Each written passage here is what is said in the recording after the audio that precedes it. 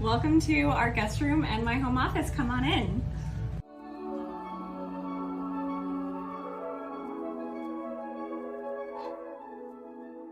So as we were designing the space, I had like a unique problem that needed solving. I needed this room to serve as both like my home office, but I also needed it to have a bed component too, because our house is 3 bedrooms and we are kind of like starting to prepare for like expanding our family, and so we need another bedroom for future family members, if you will.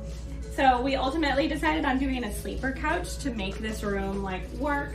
I love that I think my favorite piece in the entire room is the walnut wavy mirror. I feel like it's just like me in a piece of furniture. But whenever people come in this room, they always comment on the picture rail wall with like the brass detailing. Everyone loves that fun little detail. But I love the desk. I love like how the wallpaper came together and lets in the light from like the backyard and the tree. And then it was fun because the MCI team had suggested a hook for here that was like this cool wavy one, but when we were in Paris on our honeymoon, we actually found these hooks and I really wanted to incorporate them into the room. So we bought them, put them up, and they work out really well. So it's kind of fun to just like add my own personal flair to something.